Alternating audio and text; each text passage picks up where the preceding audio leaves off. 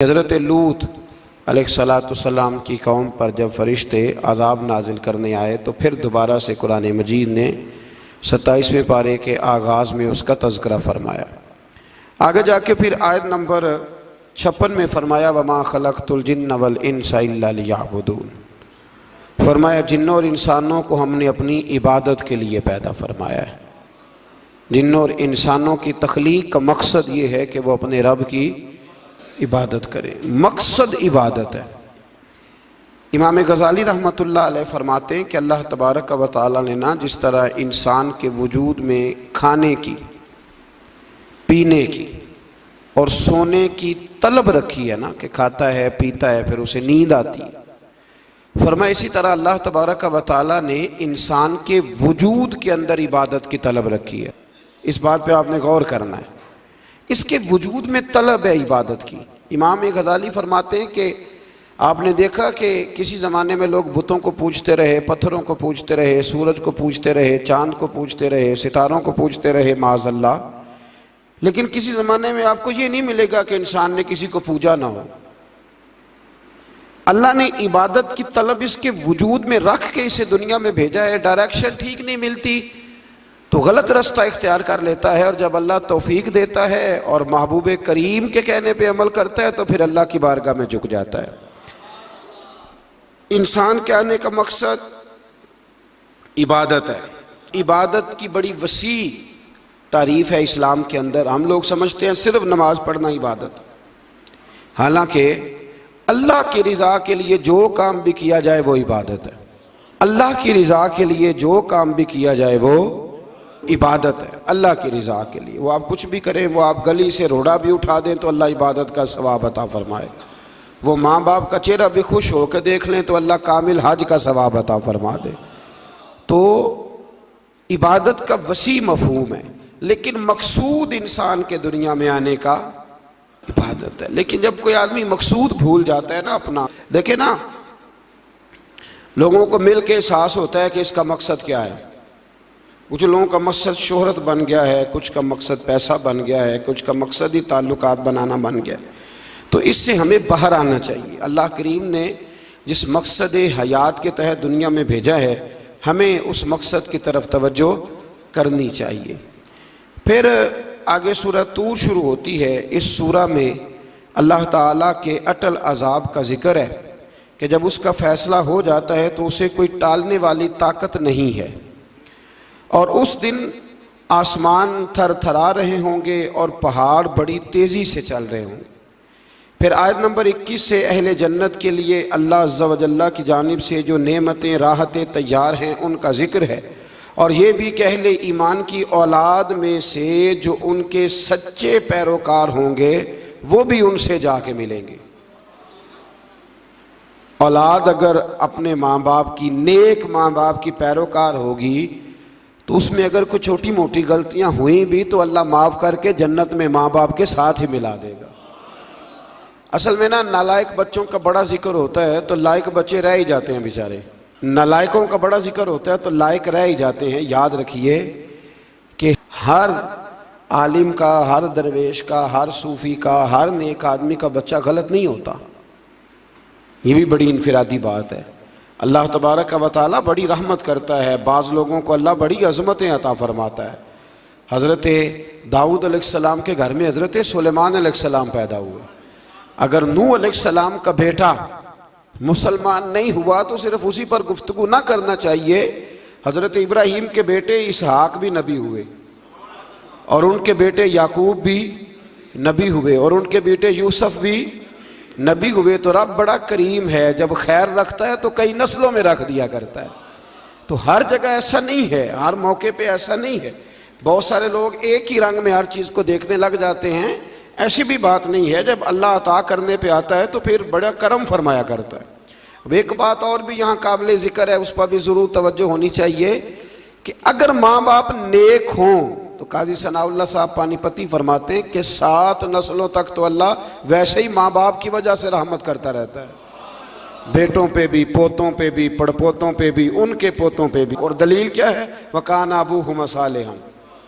वो जो हज़रत खज़र अलैहिस्सलाम ने दीवार सीधी की तो पूछा क्यों की, कहा इनका बाप बड़ा नेक था। तो काजी साहब ने लिखा है वो 7वीं नस्ल में बाप था, वो 7वीं नस्ल में जाके बाप बनता था। तो अल्लाह करीम अगर करम फरमाता है ना जी, तो फिर बड़ी ही रहमत फरमाया करता है। मेरे हज़रत साहब रहमतुल्लाह ताला अलैह के वालिद मौलाना इब्राहिम रज़ा खां जिलानी मियाँ, उनके वालिद मौलाना हामिद रज़ा खां, उनके वालिद मौलाना अहमद रज़ा खां, और उनके वालिद हज़रत मौलाना नकी अली खां, और उनके वालिद मौलाना रज़ा अली खां। 6ठी जगह पे जाके हज़रत साहब थे। लेकिन हमने इतना तकवा, इतना इल्म, इतनी परहेजगारी कम जगह पे देखी जैसी अल्लाह ने उन्हें अता फरमाई है। तो ऐसी भी कोई बात नहीं कि नस्लों में कुछ नहीं होता। अगर अल्लाह ताला करम फरमाए, बच्चे थोड़ी तवज्जो कर जाएं, तो फिर जो कुछ उन्हें मिलता है वो भी किसी और को नहीं मिलता। ये भी एजाज़ होता है, अल्लाह करीम समझने की तौफीक दे। आगे सूरह नज्म शुरू होती है। इस सूरह की इब्तदाई 18 आयात में अल्लाह करीम ने नबी पाक अलैहिस्सलाम के सफ़रे मेराज की उस मंज़िल रिफ़अत का जिक्र फरमाया है कि जिसमें उन्हें अल्लाह ताला का कुर्ब ख़ास अता किया गया, ख़ास। और ये तकरीबन 18 आयात हैं। इन्हीं आयात में अल्लाह ने यह भी फरमाया कि वमा यंतिकु अनिल हवा इन हुवा इल्ला वह्यु यूहा। फरमाया मेरा हबीब मर्जी से नहीं बोलता, वही कहता है जो रब उन्हें वही इरशाद फरमाता है। तो 18 आयात के अंदर अल्लाह तबारक व तआला ने फरमाया सुम्मा दना फतदल्ला, फिर वो करीब हुआ और फिर ये करीब हुआ फ़कान काबा कौसैन औ अदना। फरमाया इतना कुर्बत हुई, इतना करीब हुए कि जितना तीर और कमान करीब होते हैं, बल्कि इससे भी ज़्यादा। लेकिन बात बड़ी मज़ेदार है। फरमाया मेरा महबूब मेरे इतना करीब हुआ फ़अौहा इला अब्दिही, वो बंदा ही रहा और मैं उसका रब हूँ, रहे वो बंदे ही हैं। फ़अौहा इला अब्दिही मा औहा, हमने अपने बंदे की तरफ वही की जो दिल किया की। माँ औहा, तुम्हें क्यों बताएं, जो चाहा। ये बड़े शानदार लफ्ज़ हैं। या अल्लाह पूरी बात बतानी नहीं थी तो छेड़ी क्यों थी भाई, पूरी बतानी नहीं थी। फ़अौहा इला अब्दिही मा औहा, अपने बंदा खास पे वही की जो चाहा की। तो या अल्लाह पूरी नहीं बतानी थी तो छेड़ी क्यों थी। फरमाया बताया इसलिए है कि कोई उठ के कह ना दे कि रब रसूल की मुलाकात हुई तो बात कोई भी नहीं हुई, बातें बड़ी हुई हैं, पर तुम्हें क्यों बताएं। बातें बड़ी हुई हैं, तुम्हें क्यों बताएं, वो हमारी आपस की बात है। सी मेराज एक राज मुहब्बतां दा, सी मेराज एक राज मुहब्बतां दा ते नहीं सी हर एक दी समझ विच आउण वाला। कुछ कहंदे ने बंद दरवाजे सन, गया किवें सी अर्श ते जान वाला, ते अबर दखल किए थे अकल दाए, जाने जान वाला या ले जान वाला। तो ये वाक़या मेराज को 18 आयात के अंदर अल्लाह करीम ने बयान फरमाया। फिर सूरह नजम की आयत नंबर 38 से फरमाया कि किसी के गुनाह का बोझ किसी दूसरे पर नहीं डाला जाएगा, हर शख्स को अपने किए का पूरा पूरा सिला मिलेगा, किसी पर किसी के गुनाहों का बोझ। अच्छा, ये जो बाज़ हदीसों में आता है, बाज़ हदीसों में आता है कि जिस बंदे ने तरबियत ना की तो औलाद की तो उसे भी सज़ा मिलेगी, तो इसका क्या मतलब है। इसका मतलब ये नहीं कि उसे औलाद का गुनाह उसके खाते में डाला गया है। इसका माना यह है कि उसने जो अपनी जिम्मेदारी पूरी नहीं ना की, अपनी जिम्मेदारी पूरी, वो जो हदीस में फरमाया गया ना कि वो औरत पर्दा नहीं करती तो बाज़ औकात उसके सबब से उसके खामन को, भाई को या बेटे को अल्लाह की बारगाह में इस्तिफ़सार किया जाएगा, पूछा जाएगा। तो उसका माना ये नहीं कि बीबी पर्दा नहीं करती थी तो उसको सज़ा मिलेगी। उसका भी माना यही है कि इसने जिम्मेदारी अदा नहीं की, इसने मना नहीं किया, इसने ड्यूटी। हाँ, जो बंदा ड्यूटी करे और सामने वाला मर्जी करे तो फिर इस पर उसका कोई बोझ नहीं है। क़यामत में कोई किसी का बोझ, सब ने अपना अपना उठाना, सब ने। हाँ, कुछ बंदे ऐसे होंगे जिनके सबब से अल्लाह माफ़ी अता फरमाए, जिनकी बरकत से अल्लाह, वो बात मैंने कल भी अर्ज़ की है कि अल्लाह के कुछ ऐसे बंदे होंगे कि जिनकी अल्लाह तबारक व तआला बात मानेगा, सिफारिश कबूल करेगा। तो उसका माना ये होगा कि अल्लाह उनकी बरकत से माफ़ी तो अता करेगा पर बोझ अपना अपना ही उठाना। एक बूढ़ी अम्मा एक दफ़ा भूखी रह गई थी हज़रत उमर फ़ारूक के ज़माने में। तो जब पता चला तो हज़रत उमर रज़ी अल्लाह ताला अन्हु 62 साल उम्र मुबारक थी, बूढ़े हो गए थे। तो घर से जब आपने वो थैला उठाया ना अनाज का बूढ़ी अम्मा के लिए, तो खादिम कहने लगा मुझे दे दे, मैं ले चलता हूँ। तो हज़रत उमर कहने लगे तू बता क़यामत के दिन भी मेरा बोझ उठाएगा? तो कहा नहीं, क़यामत में तो अपना अपना उठाना है। तो फरमाया जा फिर आज भी मुझे अपना ही उठाने दे, अपना अपना बोझ उठाना है। आज ना हमारे ज़माने में हर आदमी को अपनी दुनिया की फ़िक्र है और सामने वाले की आखिरत की फ़िक्र है। भाई सामने वाले की आखिरत की जितनी हम फिक्र करते हैं ना, उससे आधी अपनी आखिरत की करें ना, उससे पूरी नहीं। मैंने कहा जितनी फिक्र सामने वाले की है ना, कोई सियाना हो जाए। और अब तो अल्लाह ताला खैर करे, नसीहत करने वाले बहुत ज़्यादा हो गए और कबूल करने वाले, असर लेने वाले। तो अपना अपना बोझ उठाना है, लिहाजा कोशिश करें कि उसकी तैयारी हो जाए। और यार मतलब हज पे जब हम हाजियों को ट्रेनिंग देते हैं तो हम उन्हें ये कहते हैं कि भाई वहाँ जाके पैदल चढ़ना है तो अभी से को 2-3 किलोमीटर पैदल चला करो, ताकि तुम्हारे लिए वो सफ़र आसान हो जाए। तो अगर 2-4-5 दिन का बोझ है तो उसके लिए पहले तैयारी करते हो, तो क़यामत की भी तैयारी पहले करो।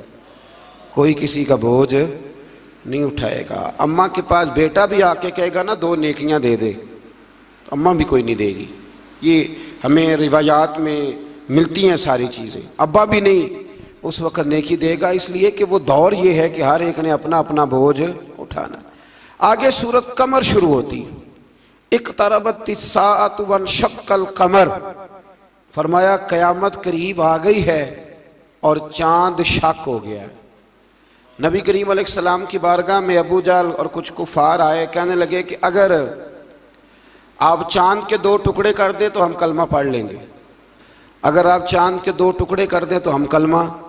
हुजूर मुस्कुराए, फरमाए गवाही देते हो कि वाकई पढ़ लोगे? मैंने बहुत अरसा पहले ये बात अर्ज की थी कि जिसने नहीं ना मानना उसने सारी दलीलों के बावजूद भी नहीं माना। गवाही देते हो पढ़ लोगे का? पढ़ लेंगे। तो अल्लाह के रसूल ने उंगली उठाई, जिसको बारे दो आलम की परवाह नहीं, उसके बाजू की कुव्वत पे लाखों सलाम। तो नबी पाक ने उंगली उठाई, इशारा किया तो चांद 2 टुकड़े हो गया। लोग कहते हैं यूं लगा कि आधा कोहे सफा के इधर गया है, आधा उधर गया। तो हुजूर फरमाने लगे गवाह हो जा मैंने चांद तोड़ दिया, तू भी गवाह हो जा मैंने चांद तोड़ दिया, तू भी गवाह हो जा चांद।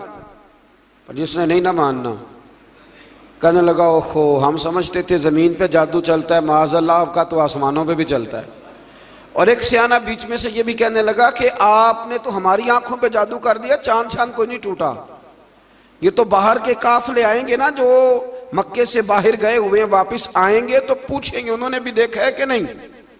अगर उन्होंने गवाही दी तो फिर मानेंगे। बाहर से काफले आए तो उन्होंने पूछा भी तुमने चांद को टूटते देखा है? तो कहने लगे कसम है हमें, हमने फलां दिन फलां तारीख फलां रात चांद टूटते देखा है, चांद टूटते देखा है, हमने देखा है। तो उन्होंने कह भी दिया तो कहने लगे लगता है तुम्हें भी जादू ही हो गया है। जिस गवाही पे भी खड़े होते थे वो मानने को तैयार। कभी कभी कुछ बातें बर मौका हो जाती हैं तो मज़ा बड़ा देती हैं। मैं बैतुल्लाह शरीफ से हरम शरीफ से बाहर निकल रहा था तो एक बंदे ने मुझे खड़ा कर लिया, कहता जी आज अल्लाह का घर है, यहाँ खड़े हो के बस 2 सवालों का जवाब दे दे मैं मान जाऊंगा। तो मैं हंस पड़ा। मैंने कहा हुजूर ने यहाँ चांद तोड़ के दिखाया था, पर नहीं मानने वाले वो भी नहीं माने थे। तो आज 2 दलीलों से साहब कौन मानता है? हुजूर ने चांद तोड़ के दिखाया पर ना मानने वाले ना माने। और कुछ ऐसे थे जिन्होंने दूर से सुना ही कि मुस्तफ़ा ने चांद तोड़ दिया है, तो वो सारी जिंदगी मौजज़ा ही बयान करते रहे हुजूर का ये मौजज़ा। और जिन्होंने दूर रह के सुना ना, दूर रह के, वो सारी जिंदगी शान ही बयान करते रहे, सारी जिंदगी तज़किरों में गुजार दी। मुस्तफ़ा जाने रहमत पे लाखों सलाम, शम्मे बज़्मे हिदायत पे लाखों सलाम। और फरमाया जिसको बारे दो आलम की परवाह नहीं, कहते हैं दोनों आलम का बोझ आला हज़रत फरमाते हैं हुजूर के हाथों पे रख दो तो नबी पाक को परवाह कोई नहीं। उनके बाजू की कुव्वत पे लाखों सलाम, जिसको बारे दो आलम की परवाह। तो ना मानने वाले सारा कुछ देख दाख के भी नहीं मानते, उनका मिजाज है। अल्लाह ताला समझने की तौफीक अता फरमाए। आयत नंबर 49 में हर चीज को अंदाजे से बनाने का जिक्र है कि अल्लाह ने बड़े सोहने तरीके से, बड़े प्यार से हर शय बड़ी खूबसूरत बनाई है। आप कभी अपने आप पे गौर कर लेना, ये नाक अगर यहां होता तो अच्छा लगता था, ये वैसे थोड़ा सा खराब हो जाए ना किसी वक्त, खुदा ना करे फूल जाए, तब नहीं अच्छा लगता। तो ये कान अगर यहां की बजाय थोड़ा यहां हो तो अच्छा लगता है। तो फिर मान लो रब करीम ने जो बनाया बड़ा ही सोना बनाया है, उसने जो शय पैदा की है बड़ी। आजकल नए नए लोग आए हैं, वो नई नई बातें करते हैं, ये ना होता तो ये होता, ये ना, मैंने कहा क्यों ना होता, जो रब करीम बनाता है वो बड़ा ही शानदार बनाता है। और एक और बात जो आप लोग और मैं कभी कभी एतराज़ करते हैं ना कि उसका रंग गोरा है तो मेरा काला है, ये रंग गोरा काला नहीं, ये अल्लाह की चाहत है, ये अल्लाह की चाहत है। उसने जिस तरह का मुझे पसंद किया उस तरह का बनाया, ये उसकी चाहत है। मेरे खद्दो खाल उसकी, तो तू उसकी चाहत पे एतराज क्यों करता है? ये तू तो उसकी चाहत है, उसका शाहकार है, एतराज ना कर। तू क्या अल्हम्दुलिल्लाह, जिस तरह उसने मुझे चाहा, जिस रंग में चाहा उसने मुझे बनाया। लोग बड़ा कुछ कराते फिरते हैं, बड़े बड़े मामलात हैं जनाब, बड़ी परेशानी है लोगों को। किसी ने सर्जरी करानी है, कोई करीमें तलाश करता फिरता है, आके मसले पूछते हैं और मसला बता दो तो अमल भी नहीं करते। कहते हैं जी आर्टिफिशियल बाल लगवा लें। तो मैंने कहा क्या ज़रूरत है आपको?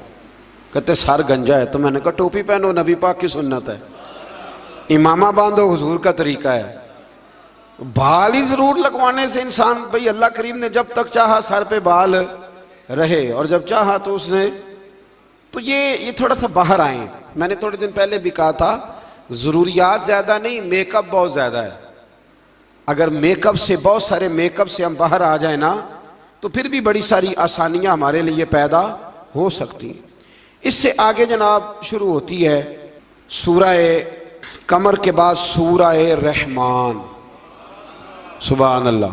सूरह फबिय्यि आलाई रब्बिकुमा तुकज़्ज़िबान। अच्छा, कभी कभी ना इंसान बैठता है ना कुछ चीज़ों को देखने के लिए, तो उनका देखना ही बड़ा मज़ा देता है। मुख्तलिफ सूरतों के ना मुख्तलिफ फ़ज़ाइल नबी पाक ने बयान फरमाए। हज़रत अलीउल मुर्तज़ा शेर खुदा रदी अल्लाह ताला अन्हु फरमाते हैं कि नबी पाक अलैहिस्सलाम ने फरमाया हर चीज़ की एक दुल्हन होती है। दुल्हन बीवी के मानों में नहीं, दुल्हन सजी हुई चीज़ को कहते हैं। अरब के अंदर दुल्हन है सजी। फरमाया हर चीज़ की एक दुल्हन होती है। तो फरमाया कुरान की दुल्हन सूरह रहमान है, ये सजी हुई सूरत है ये ना। और अल्लाह बार बार कहता है, बार बार फबिय्यि आलाई रब्बिकुमा तुकज़्ज़िबान। और इंसान तो अपने रब की कौन कौन सी नेमत को जुटलाएगा? पलट के देख तो सही, तू अपने आप को देख ले, अपनी आंखें ही देख ले, अपना घर ही देख ले, तू गौर तो करना जरा। ये ना बहुत सारे लोगों को बड़ी दुश्वारी होती है, वो हर वक्त हाथ में रुमाल पकड़े रहते हैं, कहते हैं जी मेरे मुंह से ना कई दफ़ा कतरा निकल जाता है थूक का, तो किसी के मुंह पे पड़ जाता है। मैं एक तहकीक देख रहा था कि जो लबलबा है ना आपकी ज़ुबान के नीचे, अगर ज़ुबान खुश्क हो जाए तो किसी खाने का मज़ा ही ना आए।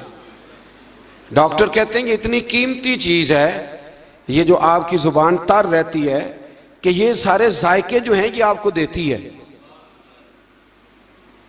अगर कभी ज़ुबान पक जाए ना तो अच्छी तरह पकी हुई चीज़ें भी मज़ा कोई नहीं देती, बल्कि जलती रहती है हर शय।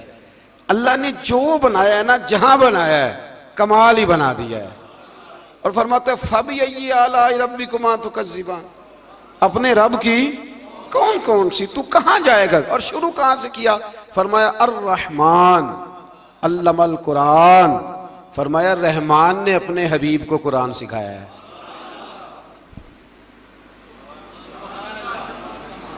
हजरत अली फरमाया करते थे कि मैं अगर कुरान की तफसीर लिखूं तो कई ऊंट किताबों के भर जाएं, फिर भी तफसीर ख़त्म। हम पुरानी बात नहीं करते। ये गुजरात में मुफ्ती अहमद यार खान साहब नईमी हकीमुल उम्मत रहमतुल्लाह, कुरान मजीद के एक पारे की तफसीर लिखी तो पूरी एक जिल्द बन गई। अभी पिंडी के वो आलिम हयात हैं, जो कहते हैं कि एक पारे की एक जिल्द नहीं, एक पारे की तो 3-4 जिल्दें बन जाती हैं। आला हजरत फाजिल बरेलवी से किसी ने कहा तफसीर लिखे, फरमाने लगे मैं लिखूंगा तो पढ़ेगा कौन? फरमाया मैं तो सूरह बद्दुहा की तफसीर लिखूं तो कई जिल्दें बन जाएं। इतना वसी। और बताइए ये वो लोग हैं जिन्होंने उस्तादों से कुरान सीखा है, तो जिस रसूल ने अल्लाह से सीखा है, जिस नबी ने अल्लाह से सीखा है, उसके आप क्या साफ बात करते हैं इल्म की, और आप तराजू लेके बैठे हैं। आप कैसी बात करते हैं? मेरे महबूब को रब कहता है मैंने कुरान सिखाया है। खलकल इंसान, फरमाया पहले कुरान सिखाया है, फिर मैंने इस इंसान कामिल को दुनिया में पैदा फरमाया है। अल्लामाहुल बयान, और फिर मैंने उसे बयान सिखाया है। ये बयान कौन सिखाता है?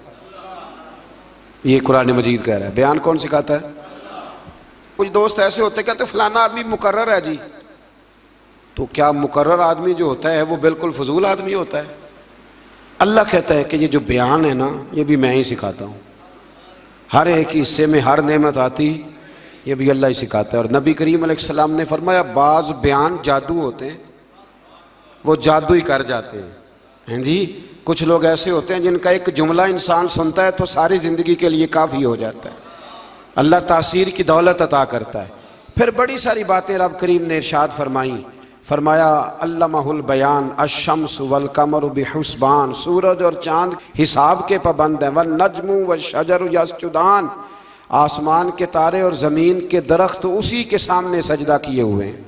वस्समाअ रफ़अहा व वदअल मीज़ान, आसमान उसी ने बुलंद किया है और मीज़ान अदल भी उसी ने कायम किया है। अल्लाह ततगौ फिल मीज़ान, ताकि तुम तोलने में ज़्यादती न करो। व अकीमुल वज़ना बिल किस्ती वला तुखसिरुल मीज़ान, और फरमाया इस तरह करो कि वज़न को ठीक रखो इंसाफ के साथ, और तोल को कम न करो। फिर बड़ी सारी बातें इरशाद फरमाने के बाद फरमाया वल हब्बु ज़ुल अस्फ़ी वर रैहान, अनाज में जो भूसा वाला है और खुशबूदार फूल सारे किसने पैदा किए?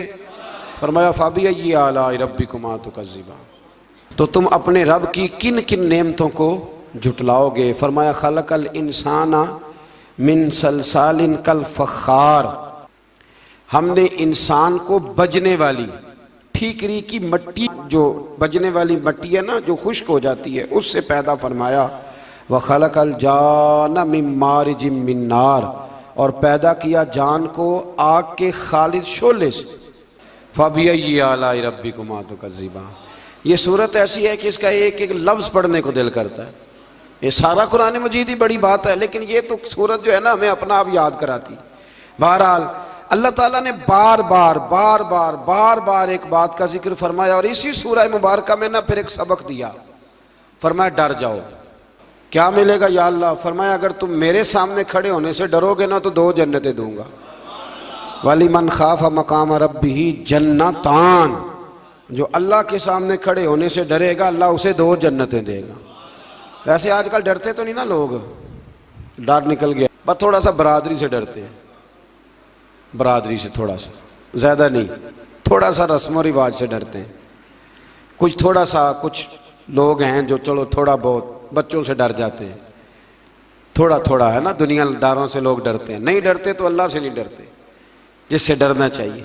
फरमाया जो रब के सामने खड़े होने से डरेगा अल्लाह उसे 2 जन्नतें अता फरमाएगा। फिर इससे आगे सूरतुल वाक़िया शुरू होती है। हज़रत इब्ने मसूद रदी अल्लाह ताला अन्हु फरमाते हैं कि मैंने नबी पाक सल्लल्लाहु अलैहि वसल्लम को ये फरमाते सुना, जो शख्स हर रात को सूरह वाक़िया पढ़ेगा उसे हरगिज़ फाका नहीं आएगा, हरगिज़ फाका नहीं आएगा। जो रात को सूरह, पीर साहब से भी तवीज़ लेना चाहिए, पर जो तवीज़ नबी पाक दें वो भी लेने चाहिए। ये हुजूर ने तवीज़ दिया। मेरे अस्सा फरमाया करते थे कि ये ज़हन में रख के पढ़ा करो कि ये नबी पाक ने कहा है कि जो सूरत वाक़िया पढ़ेगा उसको कभी फाका। फरमाया ये ज़हन बना के पढ़ोगे ना, ये ज़हन कि हुजूर के कहने पे पढ़ रहा हूँ, तो हो ही नहीं सकता कभी फाका है। हज़रत अब्दुल्ला इब्ने मसूद रावी है ना इस हदीस के, तो हज़रत अब्दुल्ला इब्ने मसूद का अपना ये हाल था कि जब वो बड़े बीमार हो गए, हज़रत उस्मान गनी का दौरे खिलाफत था, तो इनकी बेटियां ज़्यादा थीं। हज़रत उस्मान गनी इनके घर तशरीफ़ लाए और फरमाने लगे, अब्दुल्ला मैंने फ़ैसला किया कि माले ख़जाना में से कुछ तुम्हें दे दूँ, तुम्हारी बेटियाँ हैं। तो आप फरमाने लगे, आप फ़िक्र ना करें, मैंने बेटियों को ख़जाना दे दिया है, मेरी बेटियों को कोई तकलीफ़ कभी नहीं आएगी। कहा जनाब आपने क्या ख़जाना दे दिया है? तो हज़रत सैयदना अब्दुल्ला इब्ने मसूद फरमाने लगे, मैंने बच्चियों को याद करा दिया कि बेटे सोने से पहले सूरत वाक़या पढ़ के सोना, और मेरी बेटियां मेरी बात की पाबंदी करती हैं, और ये रसूल पाक का फरमान है कि जो सूरत वाक़या पढ़ेगा उसे फाका नहीं आएगा। आप फरमाने लगे, तारे झड़ सकते हैं, सूरज गिर सकता है, चांद जगह छोड़ सकता है, पर रसूल रहमत का फरमान गलत नहीं हो सकता। तो क्यों नहीं सूरत वाक़या पढ़ते? जो नज़र लग जाती है ना आपके कारोबार को, नज़र भी बहुत ज़्यादा लगती है, तो वो भी नहीं लगेगी इंशाअल्लाह ताला, अल्लाह मदद करेगा। लेकिन शर्त यह है कि रात को सूरह वाक़या ज़रूर पढ़ें। इस सूरह मुबारका के जो मज़ामीन है ना, उसमें अल्लाह तबारक व तआला ने इरशाद फरमाया कि जो लोग हिसाबो किताब के लिए पेश होंगे उनकी 3 किस्में होंगी। एक तो होंगे असहाबुल मईमना, यानी अहले सादत और अहले खैर लोग, और दूसरे फरमाया अस्साबिकून अल मुकर्रबून, ये वो लोग होंगे जो नेकी करने में सबकत ले जाने वाले, आगे निकल जाते, साबिकून अल मुकर्रबून। और तीसरे फरमाया असहाबुल मशअमा, ये बदनसीब लोग हैं जो जहन्नम में जाएंगे। ये 3 किस्म के लोग हों। दुआ फरमाए अल्लाह हमें उनमें बना दे जो नेकी ले जाने में सबकत करते हैं, जो सबसे आगे बढ़ के, जब तक 50 लोग नेकी ना कर लें हम नेकी भी नहीं करते। 50 बंदे ना जब तक नेकी कर लें, पता ना चल जाए कि सारे लोग इधर जाते हैं, तब हम शुरू करते हैं। और वैसे भी आजकल नेकी पे तो खर्च ही नहीं होता, आजकल तो ज़ाती शोहरत पे, ज़ाती ताल्लुकात पे खर्च होता है। इफ्तारियाँ तो सियासी, पार्टियाँ तो सियासी, और बड़ा बड़ा अजीब रंग है लोगों का। मैरिज हाल में अफ्तारी कराओ, और उस अफ्तारी में जो बेहतरीन काम होता है वो तस्वीर साजी होती है, फिर चूँकि हमने बड़ी करा के अपनी बैठक में भी लगानी होती है ना। मैंने पहले भी एक दफ़ा आपको बताया था कि ये कमज़ोरी का एहसास है। कमज़ोरी का एहसास कभी अपने आप को पैदा ना होने दे। मुसलमान असर कबूल करता नहीं, मुसलमान असर देता है, दूसरों पे छोड़ता है, तो कमज़ोरी से बाहर आए। इसी सूरह वाक़िया की आयत नंबर 77 से कुरान अजीम का जिक्र है कि ये किताब लोहे महफूज में है, और इस किताब को सिर्फ पाक लोग ही छू सकते हैं। कुरान को हाथ कौन लगाएगा? पाक लोग। जब तक पाक नहीं होगा इसको हाथ, बाज़ जगह ख़वातीन की हालत नहीं होती कुरान मजीद को हाथ लगाने वाली, तो कहती हैं जी नहीं हमारे लिए दुरुस्त है। आपके लिए कैसे दुरुस्त है जी, जब अल्लाह ने मुतलक कह दिया है, मुतलक, कि कोई नापाक इसको हाथ न लगाए। हाँ, बाज़ जगह पे ज़ुबानी कुछ चीज़ें पढ़ने की इजाज़त होती है, लेकिन कुरान मजीद को मस, ये कुरान की नस है कि जो नापाक होगा वो कुरान मजीद के करीब। बल्कि बड़ी मज़ेदार बात है, हज़रत उमर फ़ारूक रदी अल्लाह ताला अन्हु कहते हैं कि मैं तो तलवार लेके माज़अल्लाह हुजूर को शहीद करने के लिए निकला था। तो मैं जा रहा था दारे अरकम की जानिब, तो किसी ने मुझे कहा उमर कहाँ जा रहे हो? मैंने कहा मैं आज शहीद करूँगा, माज़अल्लाह किस्सा ख़त्म करूँगा। तो कहने लगे घर जाना, तेरी बहन भी कलमा पढ़ने लग गई, पहले उसे तो ख़त्म कर ले। तो हज़रत उमर फ़ारूक फरमाते हैं जब मैं वहाँ आया तो मेरी बहन और मेरा बहनोई घर में छुप के कुरान मजीद पढ़ रहे थे, छुप के। मैंने दस्तक दी, अब दस्तक दी, बहन बोली कौन है? मैंने कहा उमर बिन खत्ताब हूँ। जल्दी से उसने कुरान मजीद के सफ़े समेटे, ऊपर किसी जगह पे रखे, दरवाज़ा खोला तो मैंने बहन और बहनोई को मारना शुरू किया, बड़ा मारा। तो कहते मैंने बहन को मारा तो खून निकला उसके सर से। तो कहने लगी उमर जितना तेरा दिल करता है तू मार, जिस बाप की सुल्ब से तू है मैं भी वहीं से हूँ, जिस माँ का तूने दूध पिया मैंने भी उसी का पिया है। अब मैं मुस्तफ़ा का कलमा पढ़ गई हूँ, अब किसी के माई के लाल में ये ताकत नहीं कि मुझसे कलमा छुड़ा सके। जनाब उमर फरमाते हैं, जो बात हमारे मजमून किया उसको समझिएगा। जनाब उमर फरमाते हैं, हजरत उमर कहते हैं कि मैं पूरे जलाल में, गुस्से में था। मैंने अपनी बहन से कहा चल दिखा फिर मुझे क्या पढ़ रही थी। तो कहते हैं उस हाल में भी मेरी बहन ने क्या कहा? कहने लगी तुझे नहीं दिखा सकती, तू मुशरक है, मुशरक नजस होते, जा पहले वुजू करके आ, गुस्ल करके आ, ये अल्लाह की किताब है, इसे वही हाथ लगा सकता है जो पाक साफ होता है। उस हाल में भी जब मैं मार रहा हूं, फरमाते मैं गुस्ल करके आया तो फिर बहन ने मुझे कुरान मजीद सुनाया, और फिर जब मैंने सुना तो मैंने कहा फिर मुझे ले जाओ वहां, घरों आया सा मार मुकामने नू, हुण मैनू मार दे लै चलो, मते उमर दी उमर बर्बाद होवे। घरों आया सा मैं मार मुकावने नू, हुण मैनू मार दे लै चलो, मते उमर दी उमर बर्बाद होवे, जिथे उमर सवार दे लै चलो। जिथे बादशायर जो होते हैं ना, रदीफ काफिया उनका बड़ा शानदार होता है, तो इन्होंने भी उमर इसम के लिहाज से भी और उमर उसके माने के लिहाज से बड़ा ही अच्छा इस्तेमाल किया। मौका नहीं, वरना इस पर कोई बात करता। तो इसमें अल्लाह तबारक व तआला ने कहा कि नापाक आदमी कुरान मजीद को हाथ न लगाए। आयत नंबर 83 से रूह के निकलते वक्त मरने वाले और करीब लोगों की बेबसी का जिक्र करते हुए फरमाया, तुम इस रूह को लौटाते क्यों नहीं अगर तुम सच्चे हो।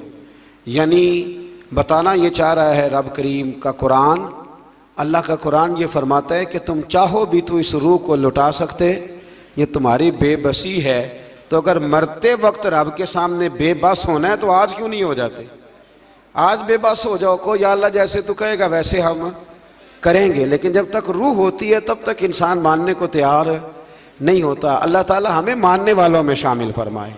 आगे सूरह हदीद शुरू होती है। कुरान मजीद कि इस सूरह मुबारका में ना अल्लाह तबारक व तआला ने सहाबा किराम के माबैन दर्जात में जो फजीलत है उसके मुख्तलिफ मदारज को बयान किया। ये बड़ी समझने वाली बात है, मुख्तलिफ मदारज। एक तबका सहाबा का वो है जो ऐलान नबुव्वत के फौरन बाद ईमान लाया, ये पहला दर्जा है। जो ऐलान नबुव्वत के फौरन बाद यानी हिजरत से, सुखों के दौर के जो यार होते हैं ना वो बहुत ज़्यादा होते हैं, लेकिन जो तनाइयों का सज्जन होता है उसे कभी नहीं भूलना चाहिए। अल्लाह ने ये दर्जात बयान किए, फरमाया जो ऐलान नबुव्वत के फौरन बाद इन्होंने कलमा पढ़ा, एक तबका वो है। फिर एक संगे मील वो है कि मुसलमानों की तादाद 40 थी। फिर एक संगे मील हिजरत का है कि हिजरत से पहले और बाद में ईमान लाने वाले। फिर एक संगे मील गज़वा बदर का है। गज़वा बदर वो हैं जिनकी अल्लाह ने सबकी फजीलत बयान फरमाई, फरमाया वो भी एक दर्जे वाली जमात है। अहले बदर के लिए अल्लाह ताला ने मगफिरत का ऐलान फरमाया। एक संग मील सुलह हुदैबिया से अल्लाह ताला ने इस मौके पर मौजूद तमाम सहाबा को अपनी रजामंदी की सनद अता फरमाई, वो कल हम पढ़ के आए।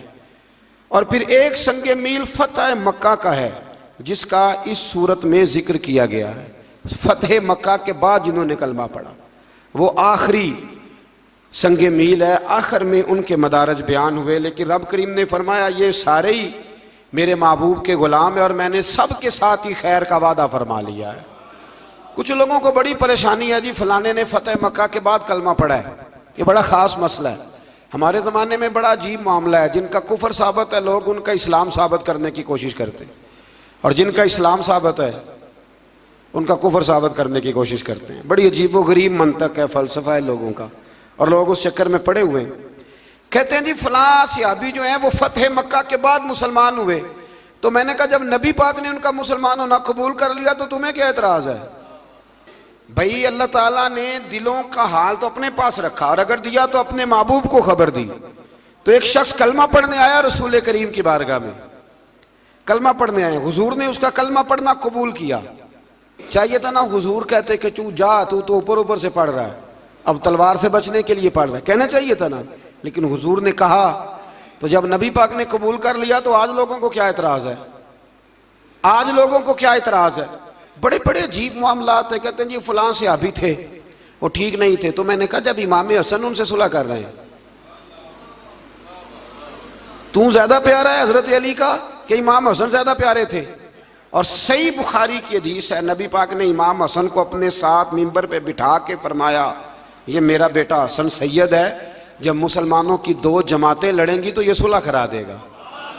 तो ये मुसलमानों की दो जमातों का लफ्ज कह के तो नबी पाक ने उन्हें मुसलमान कहा है। तुझे क्या मसला है भाई। ये अलग बात है कि मौला अली की फजीलत को कोई पहुंच नहीं सकता। हजरत अली की फजीलत, शेर खुदा मौला कायनात हजरत अली उल मुर्तज़ा। एक गैर मुस्लिम ने ना हजरत अली के चंद अकवाल पढ़ लिए, चंद अकवाल, वो तहकीक कर रहा था जमीन व आसमान पे। तो किसी ने उसको कहा कि हजरत अली के कुछ कौल पढ़ो, पढ़ लिए। तो कहा तेरा तबसरा क्या। कहने लगा मेरा तबसरा ये है। वो गैर मुस्लिम था ना तो अपने लफ्जों में कह गया, कहने लगा यहाँ तो ये वो शख्स है जिसने जमीन व आसमान बनाए हैं। या कम अज कम वो है जिसके सामने बनाए गए हैं। इतनी बात जरूरत। उन्होंने कहा नहीं, वो तो बनाने वाला रब है, और ये जिसकी अकवाल हम तुम्हें पढ़ा रहे हैं ये तो मौला अली शेर खुदा है। उनकी अजमत का कोई मुकाबला कर सकता, उनकी शान का कोई मुकाबला कर सकता? लेकिन ये है कि मैं कौन होता हूँ ये तराजू पकड़ लूँ मैं उठ के, मैं।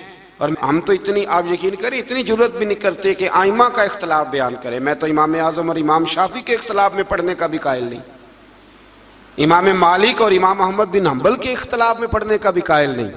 तो मेहरबानी फरमाएं आप इन चीज़ों से निकलें। और बड़ी जल्दी लोग कानों में बातें करते हैं, ऐसे हो गया जी, वैसे हो गया। आप मेहरबानी फरमाएं, ये जुल्म है। फतेह मक्का के बाद भी जिसने कलमा पढ़ा, मेरे नबी ने उसका कलमा कबूल फरमाया है। कुरान ने कहा कि उन सब के साथ अल्लाह ने हुस्ने सलूक का वादा फरमा लिया है। लिहाजा कोई किसी सहाबी के बारे में कोई बात, सहाबी के बारे में कोई बात, इसलिए कि हम सहाबा को नबी पाक के सहाबी मानते हैं, नबी पाक के सहाबी। तो आप ये समझ लें कि उनको निस्बत मेरे रसूल पाक की हासिल है। अल्लाह ताला सब की इज्जत और सब की कदर करने की तौफीक अता फरमाए। सुभान अल्लाह।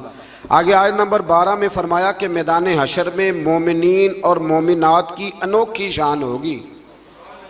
हशर के दिन मोमिनों की और मोमिनात की शान दूसरों से अलग होगी, इम्तियाजी होगी। क्या शान होगी?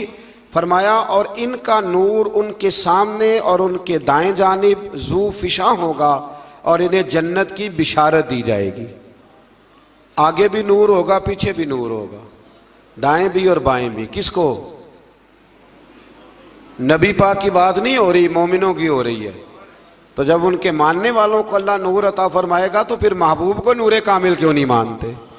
ये कुरान मजीद की आयत नंबर 12 ना, जरा पढ़िएगा, सूरह हदीद की आयत नंबर 12 कि क़यामत के दिन अल्लाह मोमिनों के आगे पीछे दाएं बाएं नूर ही नूर कर देगा। मेरे रसूल करीम अलैहिस्सलातु सलाम से लोगों ने कहा या रसूलल्लाह, आप अपनी उम्मत को कैसे पहचानेंगे? तो हुजूर ने फरमाया जिस जगह वुजू का पानी लगता रहा ना, वो क़यामत के दिन चमकेंगे सारे जिस्म के हिस्से।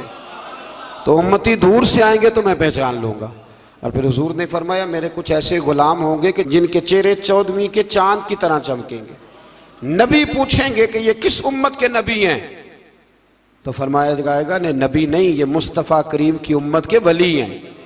और फिर वहां हुजूर ने ये आयत पढ़ी, अला इन्ना औलिया अल्लाह ला खौफुन अलैहिम वला हुम यहज़नून। फिर इसी सूरह मुबारका की आयत नंबर 16 में फरमाया क्या अभी ईमान वालों के लिए वो वक्त नहीं आया कि इनके दिल अल्लाह के जिक्र से डर जाएं और हक के लिए नरम हो जाएं? कब वो वक्त आएगा जब ईमान वालों का दिल अल्लाह के जिक्र से डर जाए, नरम हो जाए? कुरान मजीद ने कहा कवैज़ा तुलियत अलैहिम आयातहु ज़ादतहुम ईमाना। जब मोमिनों पर अल्लाह की आयतें पढ़ी जाती हैं तो उनका ईमान मजबूत हो जाता है। वक्त कब आएगा जब एक आयत सुन के आप यकीन करते हैं कि सहाबा कुरान सुन के कुछ ऐसे थे जिनकी रूह ही परवाज कर गई, कुरान मजीद सुन के रूह परवाज कर गई।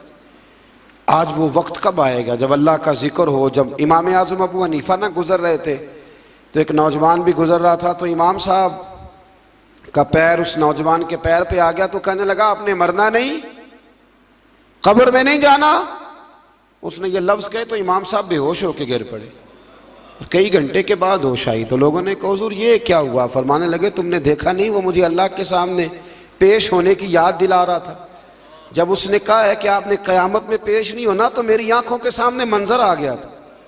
यहाँ कितनी आयतें पढ़ी जाती हैं, हदीसें पढ़ी जाती हैं, बुजुर्गों की बातें बताई जाती हैं, लेकिन बस ठीक है लोग तवज्जो नहीं करते। अल्लाह फरमाते कब वक्त आएगा जब तुम्हारे दिल डर जाएं।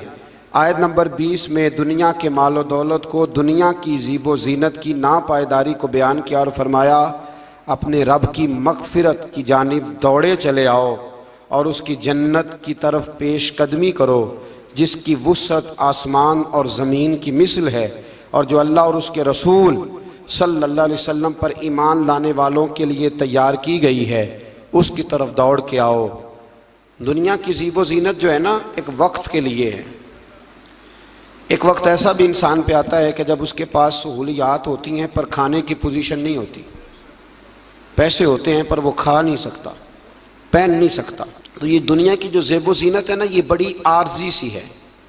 हमारा मिजाज बन गया है कि हर वक्त अपने आप को, अपनी बरादरी को, अपने नाम को, अपने कबीले को, अपने आप को संवारने पे लगे रहते हैं। थोड़ा सा इससे निकलें, जन्नत संवारने की भी थोड़ी तैयारी करें। आप यकीन करें, इस तेज़ी के साथ लोग दुनिया से जाते हैं, इस तेज़ी के साथ कि 2 4